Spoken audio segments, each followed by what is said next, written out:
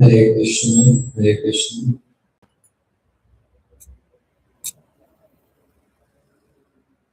Voice ठीक है, थोड़ा कम करना। हरे कृष्णा कृष्णा कृष्णा हरे हरे, हरे राम राम राम हरे हरे। हरे कृष्णा कृष्णा कृष्णा कृष्णा हरे हरे, हरे राम राम राम हरे हरे। साउंड के साथ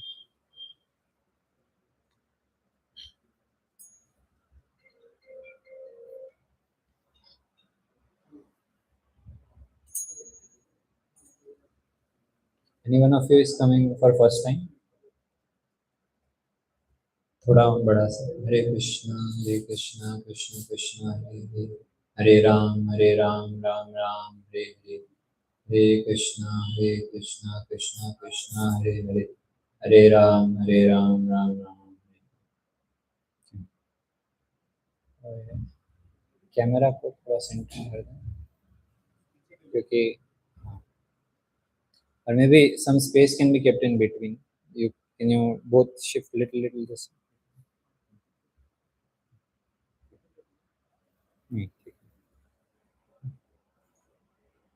Hare Krishna. So anyone of you coming for first time? All of you have at least attended one session, right? Okay, so we'll start with a small kirtan in a couple of minutes.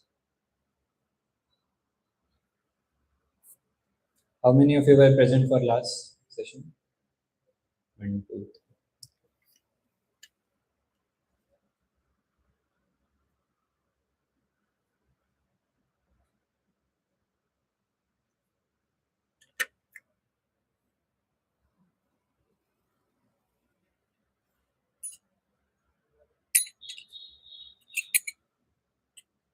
So I'll sing kirtan. You can repeat after me.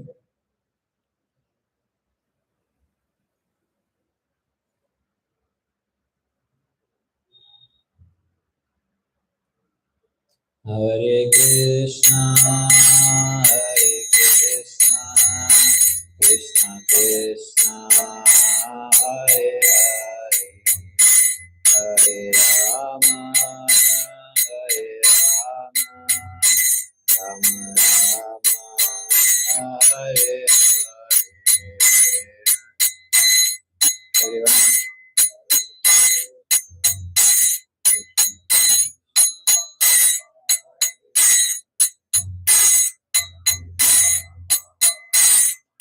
loudly.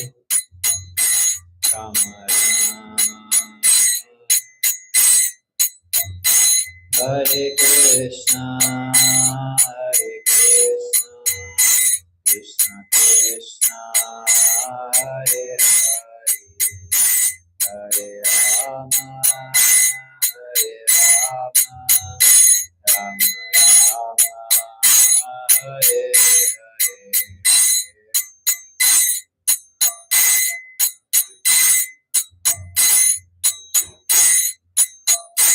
Hare Hare Rama,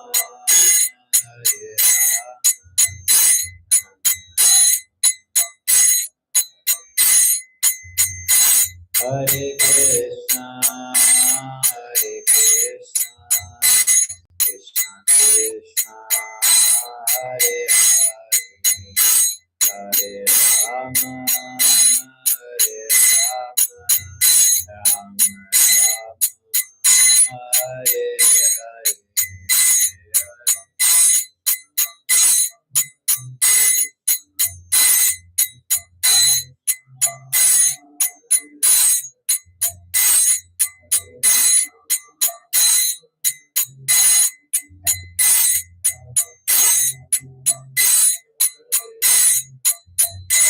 Hare Krishna,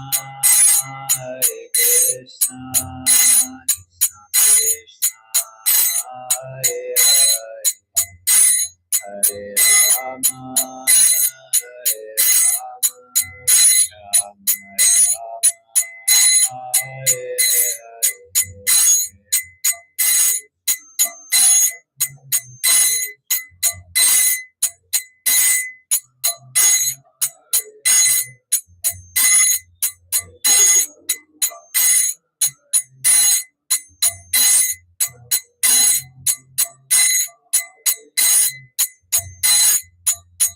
Krishna Krishna Krishna Hare Hare Hare Rama Ram Ram Hare Hare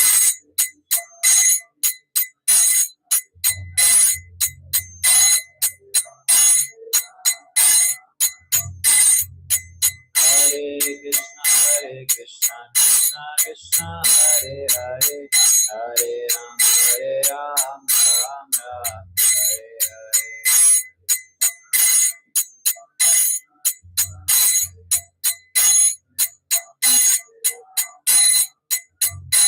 Hare Hare Krishna Krishna Krishna Hare Hare Hare Ram Ram Hare Hare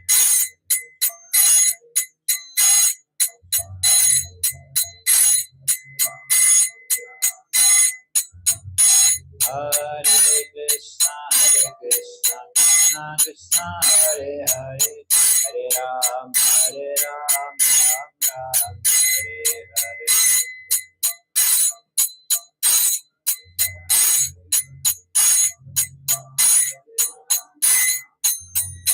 Hare Krishna Krishna Krishna Hare Hare Hare Ram Ram Hare Hare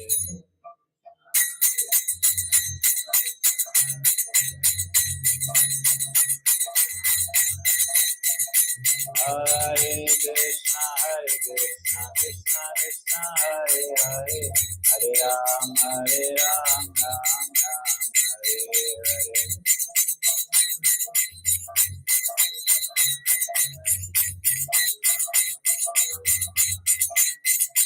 Hare Krishna Krishna Krishna Hare Hare Hare Rama Ram Hare Hare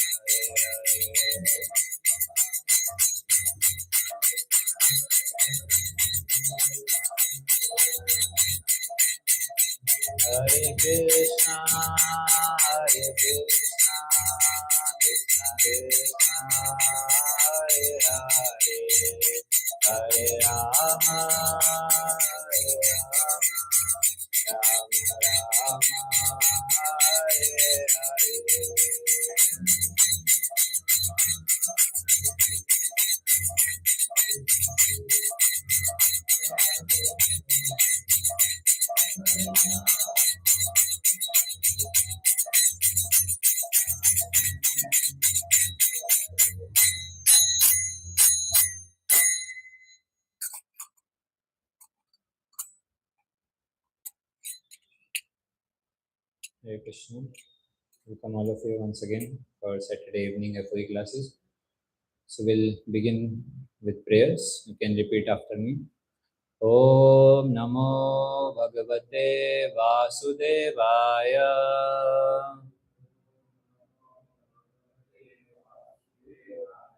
Om Namo Bhagavate Vasudevaya.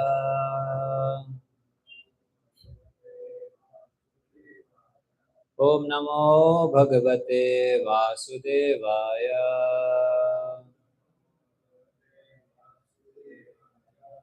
Om Ajnanatimirandasya Jnananjana Shalakaya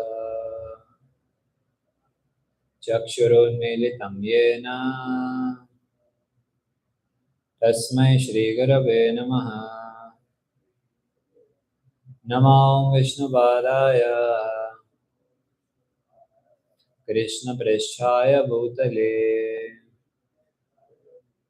Shrimate Bhakti Vedanta Swaminiti Namine. Namaste Saraswate Deve Gauravani Pracharine Nirvishesha Shunyavadi Paschatya Deshatarine. Jai Shri Krishna Chaitanya Prabhu Nityananda Shri Advaita Gadadhara Shrivasadi Gaura Bhakta Vrinda. Hare Krishna, Krishna Krishna, Hare Hare, Hare Rama, Rama Rama, Hare Hare.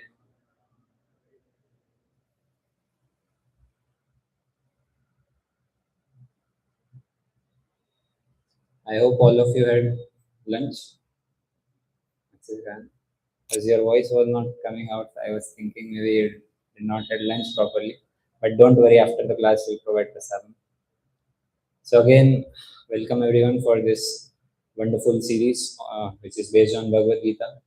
Thank you all of you for coming consistently and regularly. So first of all, as we always do, dedicate this presentation to His Divine Grace A.C. Bhaktivedanta Swami Prabhupada, who is the founder Acharya of ISKCON. So recently, a few days back, like last 4 or 5 days, I was in Tamil Nadu. You've heard of Srirangam, Kumbakonam, these two places. These are very, very pure. You have anyone of you know about Divya Deshas? You have heard of Divya Deshas? So it is said there are 108 Divya Deshas in this Bhumi, actually 106, and each of them is compared to Vaikuntha. They are not different from Vaikuntha. So that is Vaikuntha on this earthly planetary system. So out of them, two of them, one of them is Srirangam and one of them is Kumbakonam. So both of them, they are in Tamil Nadu only, very, very near. And out of these 106 Divya Deshas, they are ranked according to their place of importance from first to 108. So the top three, first one is Srirangam and third one is Kumbakonam. So I felt myself very, very fortunate to, in a very short span of time, I was able to visit both of these Divya Deshas. And at both the places, we had very comfortable stay because at both the places, ISKCON was there. ISKCON center was there. We could do our daily rituals where we had no problem with stay. So I was thinking how this has been possible that now in every nook and corner you see ISKCON is there. Maybe not in each and every village, but almost all the major cities are being covered by ISKCON. So that's magic of Srila Prabhupada. It was he only who single-handedly started this movement, and now we are all taking advantage of it. So by paying our gratitude and respect to him, we begin today's class. So that what is topic of today's class? I hope someone has read the message at least. Someone can tell me the name of today's session.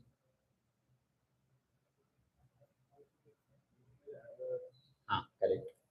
Thank you. So that is today's session is dealing with adverse situations. So everyone in their lives goes through some or the other adverse situations. It's inevitable. So how to deal in those kind of situations? So in this session, we'll be exclusively dealing with karma. The topic of karma, which I have been telling you from the first three sessions. You all also had many questions about karma. How does karma work? And what are the intricacies of it? So today we'll be covering all those kinds of things. So let's first begin today's session with a few trivial questions. Now, in this world, some people are born rich, correct? By birth only they are born in a very, very rich family. Whereas some are born in a very, very poor family. Some are born very, very strong, whereas others are born weak. They do not have even proper nourishment. And some are very, very beautiful. Some are not so good looking. Some have lots to eat. बचपन से बहुत कुछ, they get a lot of nourishment, but then some do not even get a drop. And some people they get best of the educations possible, and some do not have even the proper facilities, or even they cannot even fulfill basic needs. Some are born fair, some are dark, some stay in mansion, whereas some stay in huts. Some are born blind, others are physically challenged, some are born intelligent, some are born talented. So we see there is so much diversity. Each and every person is different. Forget about each and every person. If you go outside any of the tree, and you will see no two leaves of the tree will be same. Even there is no two leaves that you can say these are exact replicate or duplicate. So tell me why there is so much diversity. Why some are born in rich, some are born in poor? Is it just by luck, or is it happens by chance? What is the basis of such diversity? On what basis this diversity is there? Is it just by chance? And one other important question which people keep on asking is, Bhagwan hai to itna taklif kyun hai jeevan mein? If God exists, then why so much troubles are there in our life? Why so much suffering are there? This is the most burning question. Why do bad things happen to good people? Because very conveniently everyone places them into the category of good people. हम अच्छे लोग हैं और हमारे साथ बुरा क्यों हो रहा है? Why it's happening with me? So we'll try to answer all of these in today's session, which deals with karma. That is the law of action and reaction. So let's understand this with a small funny video. What is karma all about?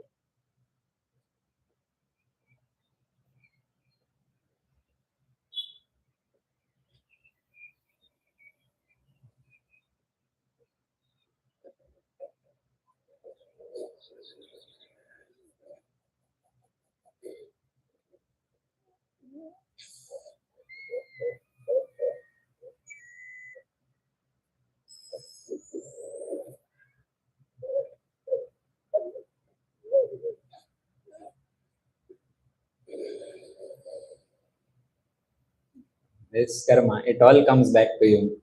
So you might have heard many definitions of karma, but my favorite one is this. Karma has no menu. You get served what you deserve. Say when you go to restaurants, menu comes in front of you, but karma has no such menu. You will get what you deserve. So let's see some of the basic rules or tenets of karma. How does karma work? So remember all these three. There are three tenets. Remember all three. I will ask in the middle of the class. किसी को भी उठा के पूछूंगी. ध्यान रखना. Basic tenets of karma. First one is every action has equal and opposite reaction. This you might have heard as a Newton's law, but where it began from? It began from Bhagavad Gita, where it has taught that every action is equal and opposite reaction. Second, responsibility comes when intelligence is developed. We'll see this point also in depth. What do we exactly mean by it? And third one, human life is a junction. So we'll cover all three of them. Remember or note down all three of them because we'll be discussing all three of them separately. But before that, let's do a classification of karma. Let's see what are the different types of karma from Bhagavad Gita. You can repeat these words after me. Karmano hi api bodhavyam bodhavyam cha vikarmanah akarmanascha bodhavyam gahana karmano gatihi. Someone can read the translation.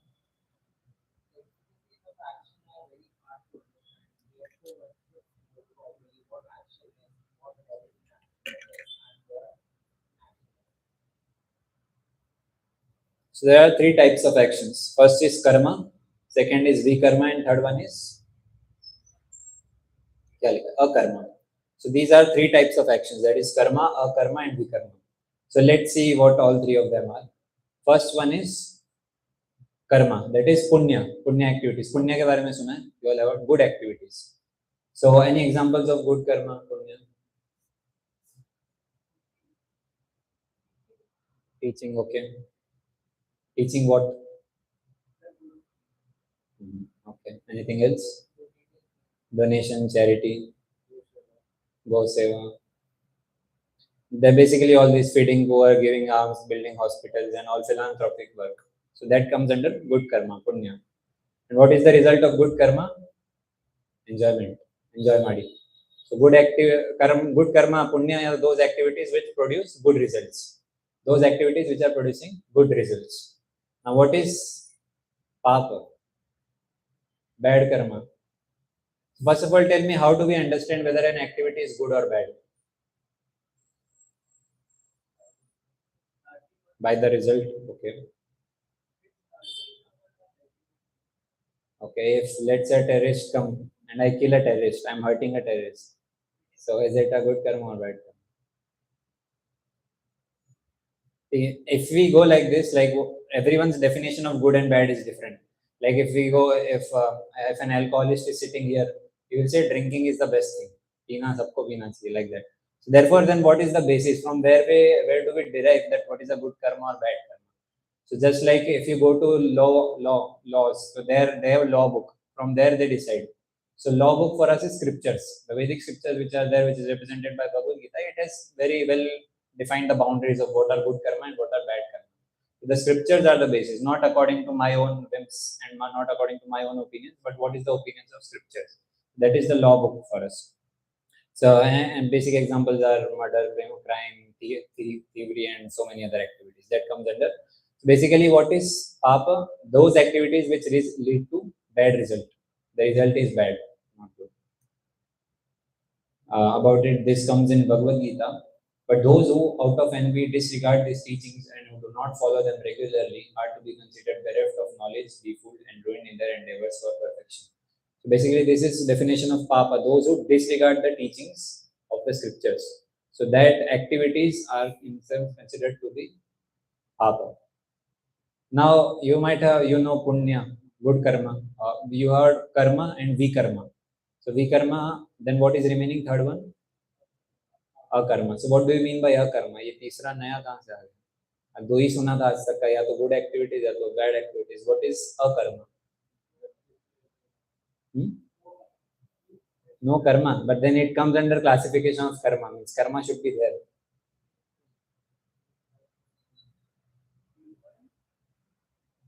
So ignorance also can be classified under vikarma, any bad activity. In ignorance, generally people commit sinful activity. So if I do a good activity unknowingly, so it will come under punya only, no? Who said that? Can you repeat? Okay, you are partially correct. Okay, let me tell you now. So punya is those activities which produce good result. Papa is those activities which produce bad result. Akarma is those activities which do not produce any result. Those activities which do not produce any result. Let's see what is the meaning of it. Activities without reaction. So akarma are those activities which do not cause any either pain or any pleasure. It does not cause all of them. And why it's important, we'll see. What exactly is akarma? Is this devotional activities? Reading Bhagavad Gita, doing chanting, all these fall under these activities. So why is akarma important? What is the problem with vikarma? Everyone knows ki vikarma will suffer. What is the problem with karma, good activities? Good activities, though, you will enjoy, no? You will enjoy the life. Let's say I have done a lot of good activities in this life. Now the problem with that is, because now you have done very, very nice good activities in this life, to enjoy the result of those activities, you have to take birth again. And in last session, we covered what are the 4 problems of this material world. Correct. Birth, death, old age, and disease. Everyone suffers through these 4 kind of things. Everyone takes birth, which is very, very painful, miserable. Everyone goes through diseases. Everyone becomes old, and everyone dies. So these 4 miseries will always be there. And above that, there are 3 other miseries. 3 types of kleshas: adhyatmic, adhibhautik, and adhidaivik kleshas.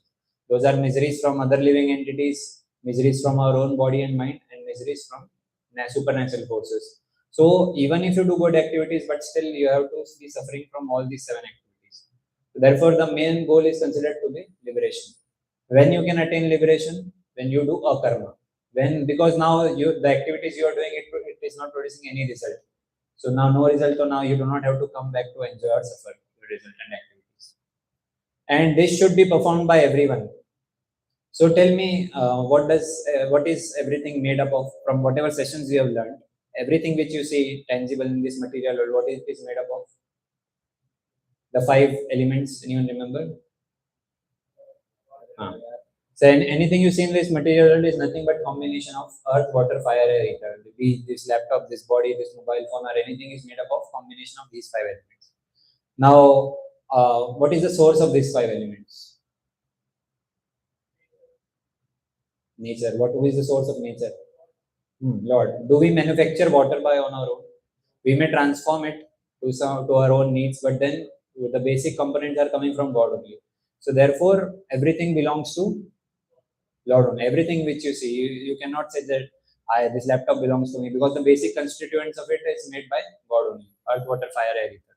So everything belongs to Lord. That means everything should be used in His service. This is nothing but bhakti or akarma. Knowing that everything belongs to Lord and everything is meant to be used in service of the Lord. So that is akarma. And why it is important? Let's say here one building is coming up. Let's say a big temple is coming up, or a big palatial building is coming up. Nice villa someone is building. Now, if workers they spend 3 to 5 years building the whole villa, and after building, They thought that क्योंकि ये हमने बनाया तो अभी हमारा हो गया. Workers are saying because we have built this is mine. Is it a correct argument? No, right? They have just transformed the elements, but where from the basic elements came from? The owner gave the basic elements for building this.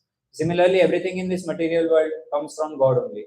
So you cannot claim it as mine. Everything belongs to Lord only, and when we use everything in service of Lord, that is called as akarma.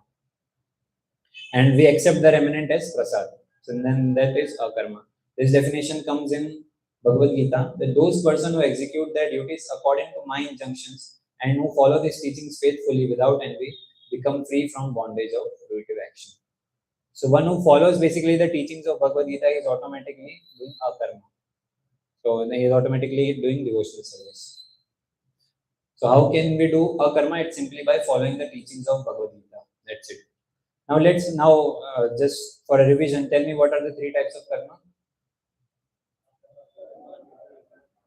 Karma, akarma, vikarma. Karma is those activities which produce vikarma, and akarma, the activities which do not produce any result. Now before going further, let's discuss an important concept. This was asked to me personally also in one of our discussions. Does good and bad karma is applicable to animals also? Like let's say if tiger is killing a deer, maar raha hai kisi ki jaan le raha hai, it's killing someone. So is it the sinful reaction? Does the tiger also get? Correct. So what was the second tenet of karma? Anyone remembers?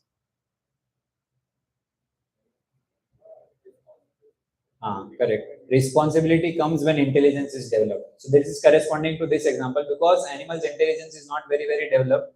So therefore, logic of karma or rules of karma do not apply on animals. They are just programmed to do four things. You remember the four things which we saw in first session?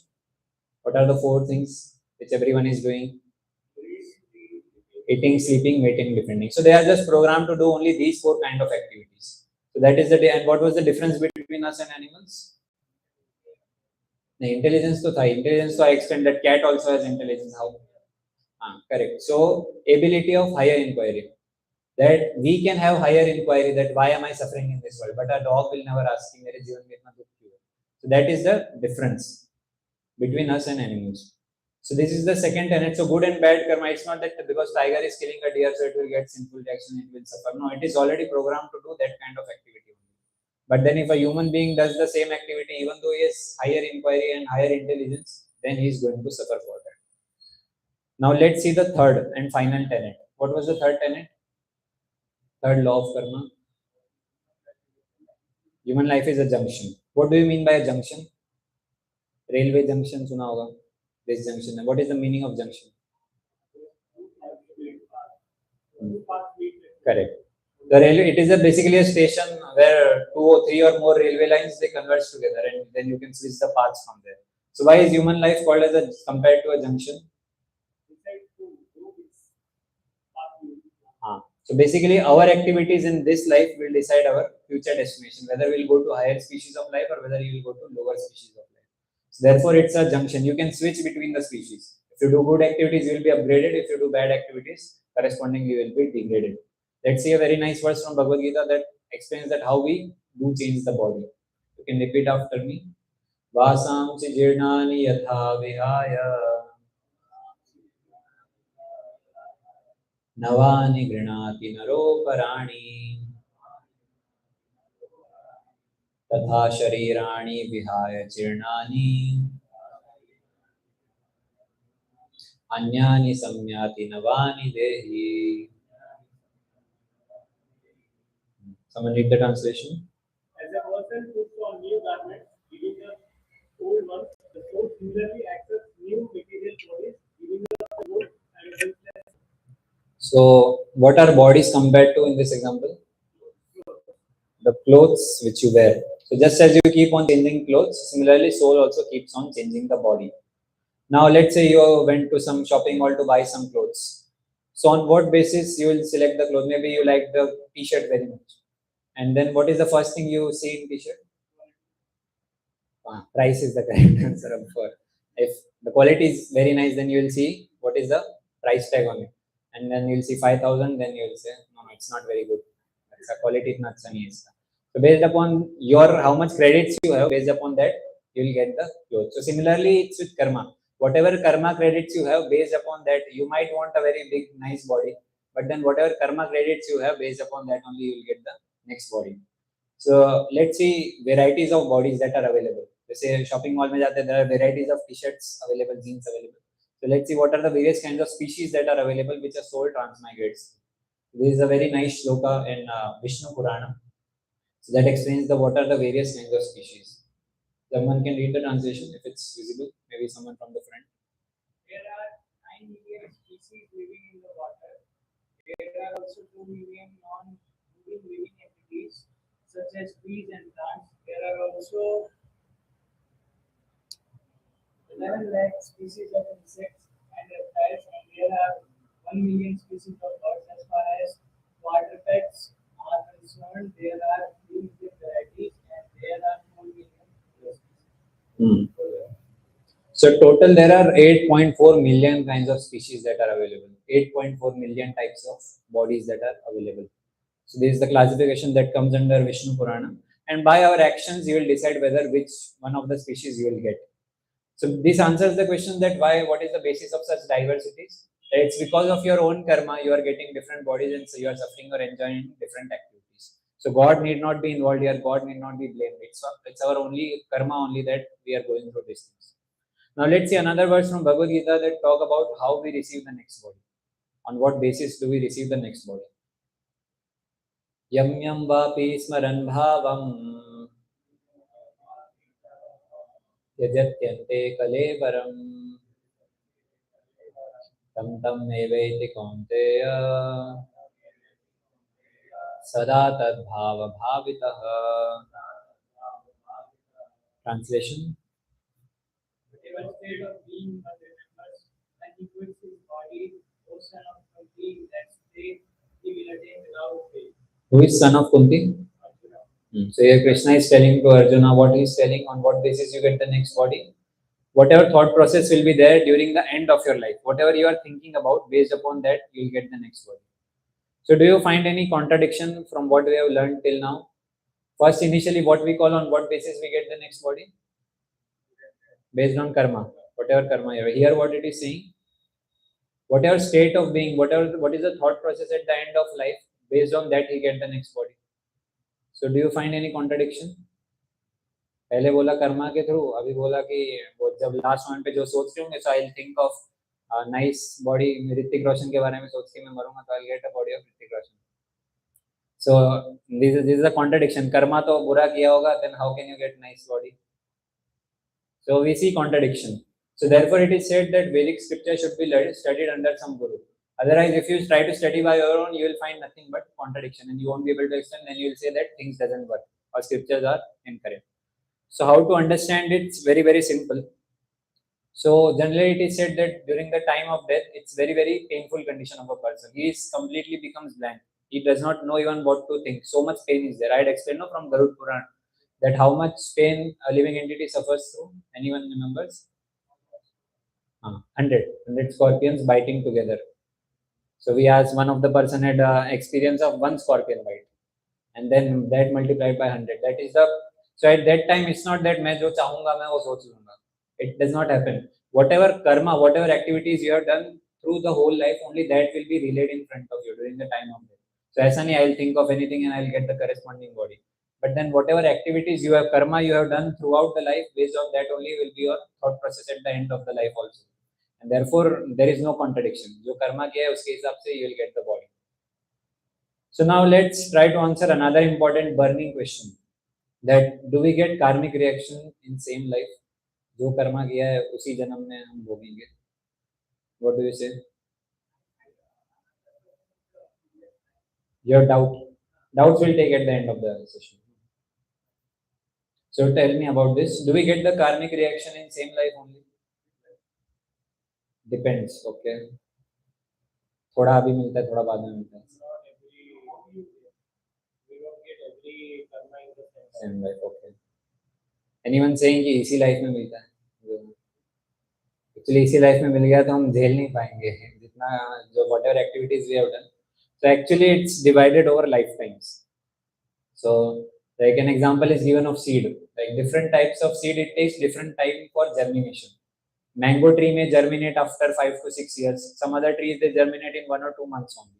So based upon your karma, the particular seed, the fruits of it will come either in this life, next life, or maybe after long time also.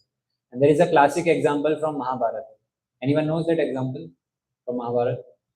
A very famous personality called Dhritarashtra, son of Duryodhana.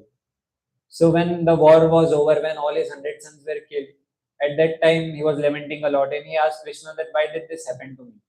Why I am suffering so much? So at that time Krishna he started to show him all his previous lives. So for last 50 lifetimes he showed him and everything was good, no such heinous activity which he did for which he had to suffer this much. But then he showed one more lifetime, that is 51th lifetime, 51 lifetimes back what he did actually. So at that time it was said he was a hunter.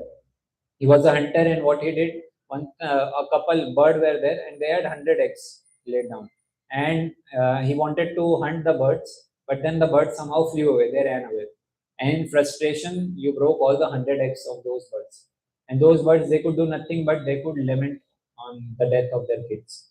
So it is only because of your that action that now you are facing the reaction. Now, what was the obvious question of the Dhritarashtra? हाँ इतना 50-51 life time के बाद why I am suffering so much? पहले ही दे देते मेरे को. Now why after 51 lifetimes I am suffering? So what is the answer for that?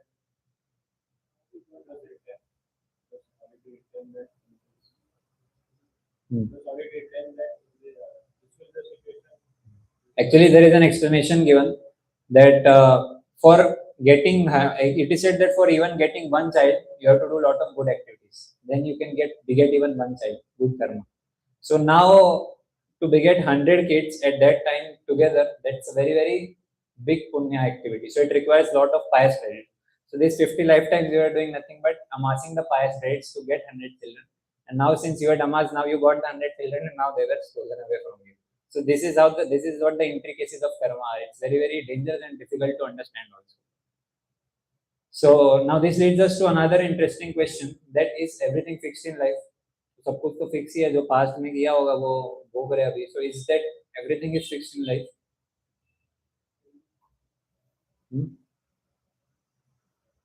नहीं पता नहीं कोई भी, आप ही बता दो. So actually speaking, most of the things are fixed in life, like number of breaths, number of grains you are going to eat. वो सुना है ना, दाने दाने पे लिखा है खाने वाले का नाम. Money, grains, and all these kinds of things, they are actually very, very much fixed. Like most of your sukha and dukha, it is already fixed. Whatever activities you have done on past life, based upon that, your sukha and dukha is fixed. But how it will come, it depends upon your choice of action. Based upon that, you will be getting the resultant reactions. So one thing that is not fixed for you, that is bhakti. How much bhakti you will do in this life. So it's not that कि हाँ इतना % bhakti ये करेगा इस life. It's not like that. It completely depends upon you. It's the choice is in your hand. Whether to become serious, whether to chant daily, whether to come to these classes regularly, whether to understand Bhagavad Gita or not, it completely depends upon you. This is completely in your hand. So bhakti is one thing that is not at all fixed. And now another important question which everyone asks, why do bad things happen to good people? हम तो अच्छे लोग हैं, हमारे साथ गलत क्यों हो गया? So I'll tell you a small pastime, a small story by which you'll be able to understand. So once there was a saintly guru, very, very advanced, very, very elevated guru, and he had 2 disciples. One of the disciples was very, very obedient. He used to follow all the instructions. He used to follow all rules and regulations. He was very, very austere person. So he used to do everything very, very nicely. And this other disciple, he was not very much reciprocative to the guru. He did not follow the rules and regulations much. And he was just superficially, he was a disciple. And sometimes he used to commit bad activities, sinful activities also. So what happened once these 2 disciples, they were coming from 2 different paths. So the first disciple, who was very, very good, he used to follow all rules and regulations nicely. What happened to him while he was coming? A thorn. He was pricked by a thorn, and he was bleeding profusely, and he was crying in pain. And then finally he reached to his guru. And this second disciple, who was not very obedient, who used to do bad activities, what happened to him? While he was coming, he found a gold coin on the way. अरे सोने का सिक्का मिल गया, वाह मजा आ गया. And both of them, they reached Guru. Now he saw the good person, he was shocked to see, I am doing everything very nicely और मुझे कांटा लग गया, and he is doing nothing, whereas he has got a gold coin. He is going against all rules and regulations of scriptures, but he got gold coin. Karma does not work. सारे scriptures को उठा के फेंक दो. But then still one important thing he did was he approached Guru and asked for clarification that why it happened like that. So Guru explained that actually in your past life you were a very sinful person. So actually because of your sins you were to suffer a lot. But then because of your devotional activities it was reduced and just one thorn prick was given to you. That was enough for you. And the other person, he performed very good activities, pious activities in his past life. He was about to get a whole bunch of gold coins. But then because he did bad activities, slowly, एक ही सिक्का रह गया उसके लिए. So these are the intricacies of karma. So therefore, this answers why do bad things happen to good people. So because karma, it's like you cannot say कि कौन से life का karma कभी आ रहा है. You cannot calculate. You know, another example is given. Like, have you ever seen this structure? A person from farmer background, they can understand this structure. So there is the grain inlet from where the grains are being put, and then there is grain outlet. So once the farmer was putting grain from upstairs, from above, he was putting good grains, and then he was opening the outlet, bad grains were coming out. So he had a small daughter. So she was asking, "Arey, father, you are putting good grains above, and then why these bad grains are coming outside?" So at that time, he explained that initially bad grains were there inside. So even though it is seemingly appearing that he is putting good grains from above and bad grains are coming outside, but the problem was initially in the pipeline there was bad grains there. And now even though it is looking he is putting good grains, but bad grains are coming out. But after these bad grains will be clarified, what will happen? Good grains will come out. अपने science में भी here no first in first out, that kind of system. So therefore you can never say based upon that मैं suffer कर रहा हूँ तो why I am performing all good activities still I am suffering, because you don't know कौन से life में कौन सा कर्मा करके बैठे होंगे. Everyone is sitting. We all say that all of you are sitting with a bag. Which bag? Baggage of karma. दिख नहीं रहा. It's not visible. But at certain level, everyone is sitting with a baggage of their own karma. So after understanding this concept, one thing that is clarified is nothing happens by chance. लोग बोलते हैं ना luck, luckily lottery लग गया, luckily ये हो गया, luckily वो हो गया. It's not luck. It's all based upon karma only. कोई dice game नहीं चल रहा है. Everything is based upon karma only. In past life, some good activity you have done, and therefore some good results you are able to get it. So now one question comes into our mind कि चलो बहुत खराब कर्मा कर दिया प्रभु जी अब तक, I perform lot of bad activities. Now what to do? Now I will perform good activities and I will counteract the bad activities, the resultant of bad activities. So does good karma and bad karma nullify each other? Let's say I did 7 good activities and I did 4 bad activities. So what will be the resultant? 3 good activities. No? There is spiritual mathematics. It works differently. So you will get the result for 7 good activities also, and you will get the bad result for 4 bad activities also. This is spiritual math. 7 minus 4 is not 3. 7 minus 4 is 7 and 4. Both of them, both the sufferings you will get. तो ऐसा नहीं है कि खराब कर्मा कर लिया past में, अभी थोड़ा चैरिटी दूंगा तो मेरा सब रिजॉल्व हो जाएगा. It's not like that. You will get result of both these activities. तो समझ में आज कि प्रभु जी अब तक तो बहुत बुरा कर्मा कर दिया, मुझे तो पता ही नहीं था. I did not know. So can ignorance be considered an excuse? I did not know that it was a bad activity. So can he be excused? जाओ माफ किया, पता नहीं था बच्चे को. ऐसा होता है क्या? होता है. An example is given. Let's say you bought a new bike. एकदम अच्छी कोई निंजा बाइक ले ली, and now you are going at a very high speed without a helmet, and the traffic police, Bangalore traffic police, they stopped you and they asked for why are you over speeding, and then you say, if you say कि sorry sir मुझे पता नहीं था 80 के ऊपर नहीं जा सकता, so what will be the reaction of that person? Will he forgive you? No. Ignorance is not an excuse. Laws are there. It is our responsibility to study the laws. You cannot say that मेरे को पता नहीं था. Ignorance is never an excuse. And another example is given of child putting hand in fire. So a small child might not know that fire is very harmful. But if he put his hand in fire, will the fire think कि अरे छोटा सा बच्चा है, जाने दो उसको नहीं जलाते? Will it happen like that? Irrespective of whether the child is ignorant or he has knowledge, the fire will burn the person. So therefore, ignorance can never be considered an excuse. मुझे पता नहीं था तो मुझे माफ कर दो. Can never be considered an excuse. And it is because of ignorance only that life after life we are committing sinful activities. Like ignorance, when you don't know the truth of life, when you do not study scriptures like Bhagavad Gita, what you will do, you will naturally commit sinful activity, and because of sinful activity there will be suffering. तो अभी पता चला जीवन में इतना दुख क्यों है?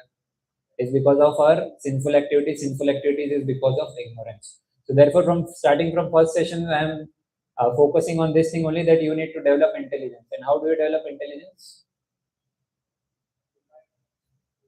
Scriptures. Because scriptures have given what is good for us, what is wrong for us, what is good for us, what is bad for us. So just by studying scriptures, just by reading Bhagavad Gita, you can lead a life free of sin and your intelligence will be developed. Human life being endowed with higher intelligence provides us an opportunity to become free from ignorance. So just by reading Bhagavad Gita, you can come to light. But now another question that comes is, तो जी पहले तो पता नहीं था, अभी तक तो बहुत सिंफुल एक्टिविटी कर दिया, अभी क्या कर सकते हैं? Is there a solution? Good activities करके तो you cannot counteract. So now is there a solution? कर लिया ना, अभी तो क्या करें? Will, is it compulsory you will have to suffer only through them for bad activities and good activities? Or is there a shortcut? Okay, I'll only tell you. Can we modify our past reactions? So let's see what Krishna says from Bhagavad Gita. You can repeat after me. Buddhi yukto jahatiha ube sukrita dushkrite tasmad yogaya yuchasva yogah karmasu kaushalam. Someone read the translation? Man engaged in devotional progress breaks himself of both good and bad reactions, even in this life. Therefore, strive for yoga, which is heart of all work. So it is said that just by performing devotional service, just by performing bhakti activities, just by performing akarma activities, you can eradicate the reaction of all your sinful activities. And not just that, one another thing is mentioned here. He rids himself of both good and bad reaction.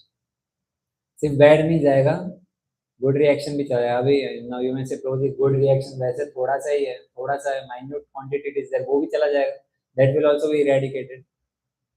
So why does bhakti eradicate both? I have already explained. Now I want to hear from you. Why does bhakti eradicate both the result of good and bad activities? Correct. Because even just good activities are there. To enjoy that, what will happen? You will have to take birth again. And then birth, death, old age, these three types of kleshas, all the miseries will still be there. So bhakti activities or devotional activities are one which will eradicate both good and bad activities, so that it will eradicate the root of the suffering itself. So that is the power of bhakti. Now let's come to our final question or final conclusion: how to deal with adverse situations in life. Because all of us are suffering. What is the root cause of our suffering? Because of our karma only. हमारा ही कर्मा खराब है. So let's discuss that how can we deal through these adverse situations. First, the most important fact is accept the fact that I have done it, I have to face it. कुछ भी बुरा हो रहा है life में, you cannot blame the destiny or you cannot blame God की भगवान की वजह से हो रहा हो. Because naturally, the natural tendency in living entities is to blame on others. मैं सबसे अच्छा हूँ, शरीफ हूँ, and then बाकी दुनिया खराब है. The first thing which we do is कुछ भी गलती हुआ टीम में भी, ऑफिस टीम में भी, कुछ भी इसका गलती था, मेरा गलती नहीं. We have the natural tendency or habit of blaming other person. So first thing is you have to do is accept the fact that I have done it and I have to face it. In some or the other life, I might have performed very bad activities, and because of that only this suffering is there. Another good thing is with every suffering, the burden of sin is getting reduced. There is suffering jar hai, that means that burden of your sinful activities is reducing or shortening. And third and most important is go deeper in spiritual life. Just by doing that, what will happen? You will eradicate yourself from both good and reactions of both good and bad activities. That will help you progress in devotional service. So what do you mean by going deeper in spiritual life? क्या करना है? Pool में जाके deeper करना है. Good sadhana, that is quality chanting. Chanting is the most powerful tool which can eradicate this all bad reactions. So therefore we focus. Even Prabhupada used to say, I had said in very first class that 99% of your spiritual progress depends on chanting, not just hearing classes. Hearing classes will give you clarity in life, but then what are the action you have to do? That is through chanting only it will happen. Just by chanting, all your past actions will be completely destroyed. That is the power of chanting. Therefore we say without fail, the goal of this level 1 session is without fail you should come to the point of chanting at least one round daily. That is just 10 minutes. Hardly it takes 10 to 12 minutes for chanting one round. If you do just that much, that is a very, very big step in. And what are the other things? Other spiritual activities: reading Bhagavad Gita, reading some of the books which talks upon this, and then coming to these sessions regularly. Just by doing these things, you will eradicate yourself of all the sinful reactions. And as I had said, the power of chanting, this comes in Kalishantara Upanishad also. Someone can read the translation? Anyone? Hare Krishna, Hare Krishna, Krishna Krishna, Hare Hare, Hare Ram, Ram Ram. These 15 names composed of 32 syllables are the only means to describe the evil effects of Kali Yuga. In all the Vedas, it is seen that to cross the ocean of need science, there is no alternative to the chanting of this holy name. So this comes under Kalishantara Upanishad, and this is said by Brahma himself. So Brahma has said that this Hare Krishna Mahamantra he has given himself only in Kalishantara Upanishad, and this name it consists of 16 names. Hare Krishna, Hare Rama, and then there are 32 syllables, and this is the only means to counteract the evil effects of Kali Yuga. This powerful statement is given not by me but Brahma, who is the creator of the universe. So he has given this statement. Therefore, this mantra is completely bona fide and very, very powerful, and especially in age of Kali Yuga, it can do wonders. It can eradicate all the sinful reactions. Self. Chanting is one of the most important aspects. So with this, I'd like to pause for today's session. We'll have a quick revision. So, tell me, what are the three classifications of karma? What are the three activities of karma? What is the meaning of each? And karma is what? That produces good results. Vikarma, akarma. Example of akarma. Devotional activities are basically akarma. Basically, we saw everything belongs to the Supreme Personality of Godhead, and when we use everything in His service, then that becomes a karma. And then what we saw the three basic tenets of karma. What was the first one? Every action has equal and opposite reaction. So it's not, you cannot blame on other person. It's you only who has done some bad activity and it's resultant your face. What was the second tenet? Responsibility comes when intelligence is developed. So is our intelligence developed? Humans? For sure it is developed. Therefore you will be implicated in karma. But is it true for animals? Since their intelligence is not developed, so therefore they won't be the one on which karma is acting. What was the third tenet? Human life is a junction. Whatever activities you do, that will decide your next life. Then how is your next life decided? Whatever activities you are doing, and then the two things we saw, two verses. That first one was said that whatever karma you are doing based upon that, and whatever thought process will be there in the end of your life, based upon that you will get the next body. And an example is also given based upon this, that let's say if a person is desire, the next body is also got on basis of desire. Whatever, because whatever you desire, Lord will fulfill that desire. So now let's say a person he wanted a nice palatial building, he wanted to stay in nice palatial building, but then he did not had initial good number of karma credits. Then what will happen? Example is given, let's say काम उसका cockroach जैसा था, but he desired to stay in palatial building. So his desire will be fulfilled how? He'll be made a cockroach in nice palatial building. So therefore, this is how the intricacies of karma work. Your desire will also be fulfilled, and you'll get your body based upon karma only. Or karma cockroach का है तो फिर वही body मिलेगा, and your desire is also fulfilled. It is said now that our Lord is very merciful; He fulfills all our desires. So man wants, and then Lord disposes based upon that. So this was the third tenet of karma, that human life is a junction. And then we answered various questions that why does bad thing happen to good people? It's because we don't know what karma is blasting at what point of time. You might be doing good karma, but then you are seeing bad result. That might be due to your past reactions. And then how do we deal with adverse situations? What was the first point? First point was acceptance. Accept that I have done. Second point was burden of sin is after every suffering, burden of sin is going. And what was the third and most important? Going deeper in spiritual life. Just by doing that, what will happen? You'll eradicate yourself from all good and bad reactions, and then there will be no question of again taking birth, suffering through birth, death, old age, disease, and three types of miseries. So just what is the solution? Root solution is going deeper in spiritual life only. Doing nice quality sadhana and reading scriptures. This is the basic solution, and that can rid you of all kinds of miseries of life. So with this, I'd like to pause. This very, very interesting session of karma, and I think there were some questions also. We'll discuss for a few minutes if any one of you have any questions. Yes. You are coming for first session? This is your first time or second session?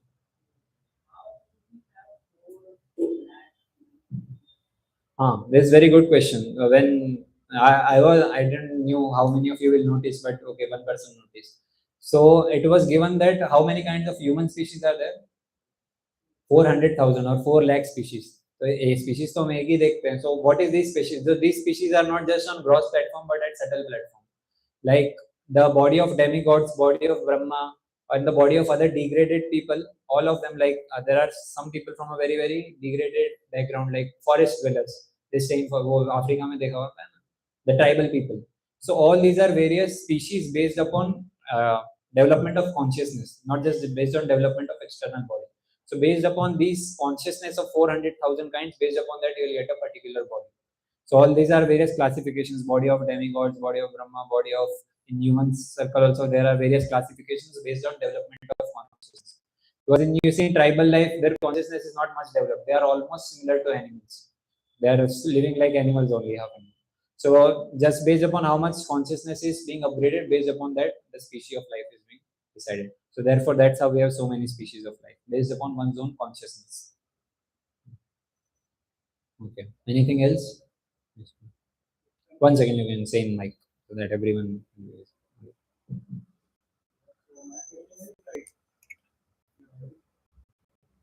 So my question was like, one of my friends is of the idea that the more intentional pain you take, like if you go to the gym, if you lift more weights, you take extra pain, you are cutting down on negative karma. Is that You're getting negative karma. cutting down negative karma?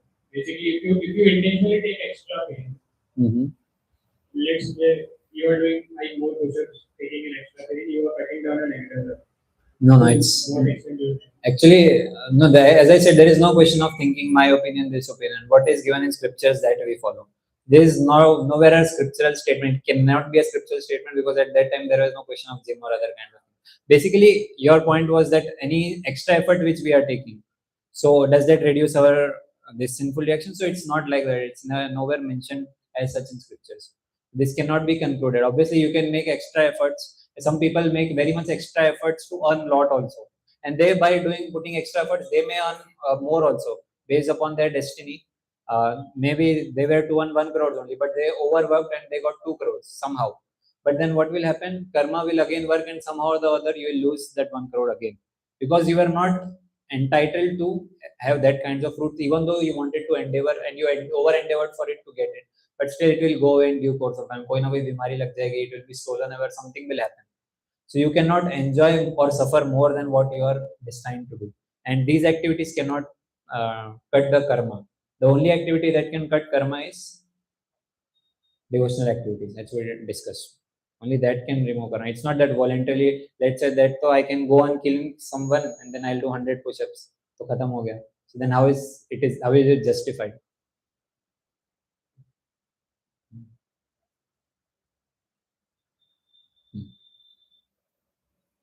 That's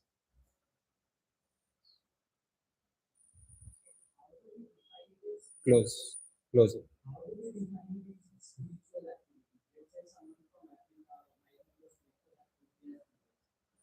Someone in Rajasthan might do a spiritual activity, let's say, chanting Om Namah Shivaya. How do we So spiritual activities, again, as I said, it's well defined in scriptures. What comes under spiritual activity? As we see, there are varieties of mantra which can be chanted. But then why we focus on this Hare Krishna Maha Mantra? Because it is recommended in scriptures, especially. It is recommended by Brahma in the age of Kali Yuga, especially. So therefore, we propagate this mantra, this particular. No doubt, other mantras can also help, but then this is called as Hare Krishna Maha Mantra. No other mantra has given the title of this Maha Mantra. This is the only mantra because it is inclusive of all the mantras. If you are chanting this, that means you are chanting all the mantras. Is it like, let's say if you have 1,000 rupees in your wallet, so there it is inclusive of 100 rupees, 200 rupees, 500 rupees. है ना आपके पास? So this is like Maha Mantra. It has all mantras are included in this. So therefore, we recommend chanting of this mantra particularly. It is authorized by scriptures and authorized by acharyas also. No doubt there are other spiritual activities also which help one eradicate, like meditation. Not any not you that you will meditate on some blank or hollow thing, but there is a specific way of meditation: yama, niyama, pranayama, asana, doing that pratyahar, dharana, dhyan. So if you go through that process also, then also you will eradicate sinful desires. There are many ways, but all of them lead to this one thing, spiritual activities only. But then now you cannot do that kind of yoga, because to do that also you have to go into a forest mein jaake. But is it possible for us now to leave the job and go to forest and do tapasya? It's not possible. What is the easiest way? Sit at my PG and chant this Hare Krishna Maha Mantra. It does not take much cost, any cost it does not take, and just little sincerity, doing it 10 minutes regularly daily will help you a lot. So there is nothing as such rules and high level of rules and regulations also. So it's a very easy way to eradicate karma. So why not take it up? Okay. Anything else? Okay. So with this we pause. So now we'll have a short group discussion with our mentors. So we all can sit together with our mentors. And then we all have, how many of you do not have mentors? सबके पास है? Okay, so